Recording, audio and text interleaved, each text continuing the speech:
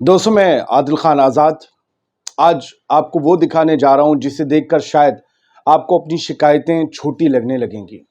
आपको लगेगा कि मेरी परेशानी गज़ा के लोगों की परेशानी के आगे कितनी छोटी है।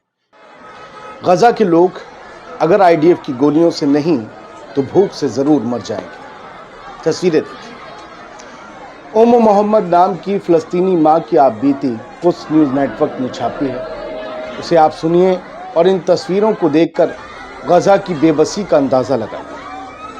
ये रोटी मिलने का एक ठिकाना है जहां शायद सैकड़ों लोगों के भी खाने का इंतज़ाम नहीं है, मगर हज़ारों की भीड़ पहुंची है इसी एक उम्मीद के साथ कि आज रोटी लेकर घर लौटेंगे। सिर्फ रोटी, कोई सब्जी, कोई सालन, कोई बिरयानी, कोई मिठाई, कुछ नहीं, बस एक अदद रोटी। साउथ गज़ा की ये तस्वीरें रुला देती है। मोहम्मद नाम की फ़लस्तीनी माँ ने अल रिसाला को बताया और अल कुद्स ने उनकी खबर छापी। वो बताती हैं कि उनके बच्चों को भूखा सोना पड़ता है क्योंकि वो औरतों के हुजूम में रोटी तलाशने के दौरान फंस जाती हैं। रोटी नहीं मिलती तो बच्चे रोटी के ख्वाब देखकर सब्र कर लेते हैं। और मोहम्मद हर रोज रोटी पाने की हसरत लिए बेकरी के दरवाजे के पास खड़े होने की जगह तलाश करती हैं। कभी उनका नंबर आगे आ जाता है, कभी उनके नंबर तक आते आते रोटियां खत्म हो जाती हैं। साउथ गाजा में इन इलाकों की सड़कों पर लगे स्टॉलों पर खाने पीने की बुनियादी चीज़ों की भारी कमी है। न आटा है, न चीनी, न चावल और यहाँ तक कि डिब्बाबंद सामान भी नहीं जो अभी तक बेघर हुए इन लोगों को पहले इंसानी मदद के तौर पर मिल जाया करते थे, अब वो भी बंद है। जब कुछ व्यापारी ऐसे सामान बाजार में ले भी आते हैं तो उनकी कीमतें यकीन से परे और लोगों की इज्जत से कहीं ज्यादा होती हैं। काला बाजारी भी गाजा के लोगों को भूखा रखने की बड़ी वजह है। गाजा में हर कोई अपनी जान जोखिम में डालने की या तो कीमत चुका रहा है या कीमत वसूल रहा है। जो सामान भी बाजारों तक लाते हैं वो भी हर बार कहाँ महफूज रहते हैं, कई बार तो वो भी निशाना बन जाते हैं। उसकी भी तो एक कीमत है। अब बाहर से भी कोई मदद गजा नहीं पहुंच रही। ऐसा लगता है कि पूरी दुनिया ने एक लंबी डकार लेकर फलस्तीनियों को भुला दिया है। शायद सब भूल गए। मोहम्मद की जो कहानी कुछ न्यूज़ नेटवर्क ने शेयर की उसमें एक ग्राफिक फोटो है, उसमें भी कुछ लिखा है मोहम्मद की तरफ से। अगर आप सुनेंगे तो दोबारा हिल जाएंगे।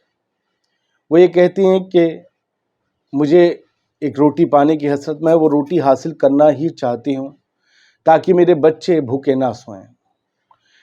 मेरा पिछला आटे का बैग जो था, आटे का कट्टा, वो ख़त्म हो चुका है जो कि एक हफ्ते पहले ख़त्म हुआ था, वो भी मदद के तौर पर मिला था। और अब कहीं से कुछ सड़ा हुआ आटा मिला है जिसमें कीड़े पड़े हुए हैं, वॉर्म्स पड़े हुए हैं, सूंडियाँ पड़ी हुई हैं। मैं वो अपने बच्चों को खिला रही हूँ, दिल मार के खिला रही हूँ, ये सोच के कि काश वो जिंदा रह सके। सड़ा हुआ आटा, कीड़े लगा हुआ, वॉर्म पड़ा हुआ, सूंडी लगा हुआ, यह हालात है। मुअताज फ्रॉम गाजा ने 2 तस्वीरें शेयर की। एक शख्स को कुछ रोटियां मिल गई हैं, ये शायद उन्हीं की तस्वीर है, और वो लिखते हैं अगर हम बॉम्बिंग से नहीं मरे तो हम भूख से ज़रूर मर जाएंगे। वो जानते नहीं कि उन्हें क्या कहना चाहिए। वो जानते नहीं अगर वो कुछ कहेंगे भी तो कोई है जो सुन सकेगा उनकी बात। I am tired of asking for help but I don't want to lose anyone in my family. मैं लोगों से मदद मांगते मांगते थक चुका हूँ। मैं अपने ख़ानदान, अपने परिवार में किसी को नहीं खोना चाहता। वो सब कुछ है मेरे लिए, पूरी दुनिया है मेरे लिए।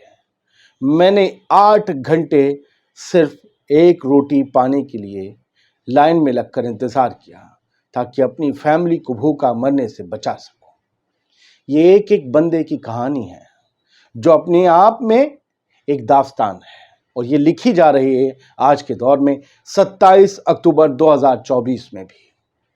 27 अक्टूबर की एक और खबर जो कुछ न्यूज़ नेटवर्क ने बताई, पता चला कि एक पूरी फैमिली ख़त्म हो गई। एंटायर फैमिलीज़, पूरी के पूरी कई फैमिलीज़ ख़त्म हो गई।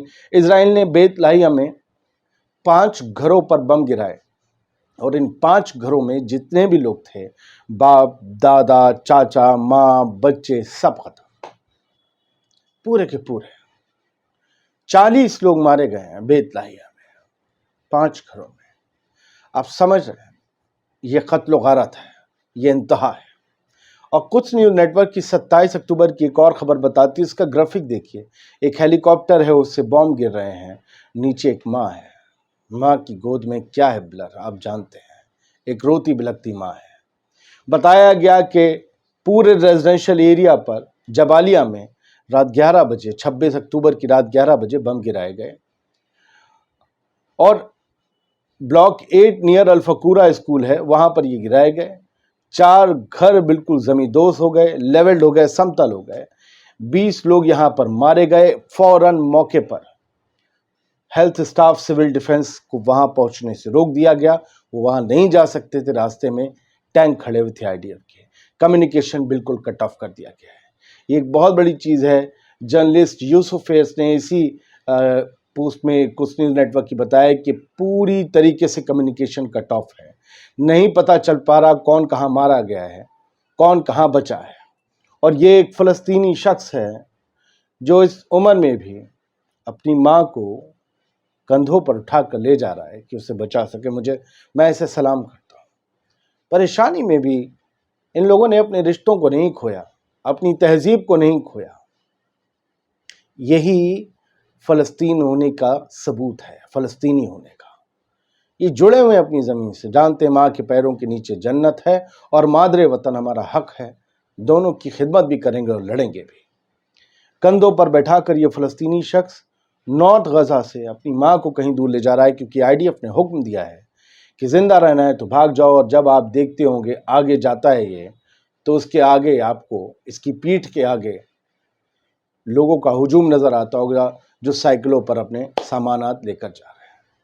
ہم بڑے رسک لے کر آپ کو کلپس والے ویڈیو یہ دکھاتے ہیں، امید یہ کرتے ہوں گے اس میں اگر کوئی کمی رہ گئی ہوگی تو آپ خود کو بڑا سمجھ کر، مجھے چھوٹا سمجھ کر درگزر فرما دیں گے۔ بہت بہت شکریہ، سلامت رہیے، دعا کرتے رہیے۔